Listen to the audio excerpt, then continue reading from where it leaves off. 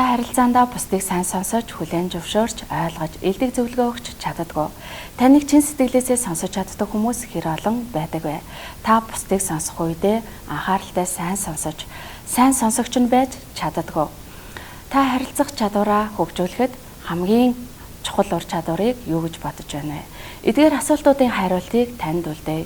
Учир нь ухаантай хүн гэдэг нь эхийг мэддэг хүн биш, харин бусдаас илүүтэйгээр өөрийгөө таньж мэддэг хүнийг хэлдэг байна. Хүнд харилцааны дөрвөн хүч байдгийн нэг нь сонсох хүч юм.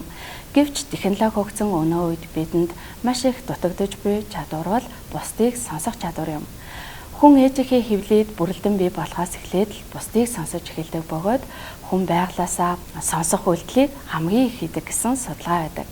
Мөн сонсох ур чадвар маань бусад ур чадвартай харьцуулахад харилцаанд 80%-аар нөлөөлдөг байна. Хүмүүс харилцааныхаа 45%-д сонсох, 30%-д ярих, 16%-д унших, 9%-д бичих үйлдэл хийдэг болохыг мөн судалгаагаар тогтоосон байдаг. Питер Фердинанд Дракер ихэнх хүмүүс ярих чадвар сайтай болохоор бусадтай харилцахдаа сайн гэж боддог.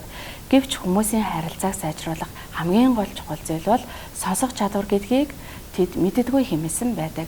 Тиймээс сонсох ур чадвар гэдэг нь бусдын ярьж байгаад анхаарлаа хандуулан сонсож, тэдний зөв зүйлийг нь суралцж байхыг хэлдэг.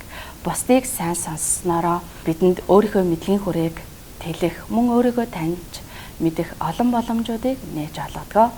Тиймээс та сонсох ур чадвараа сайжруулж, харилцах ур чадвараа хөгжүүлээрэй.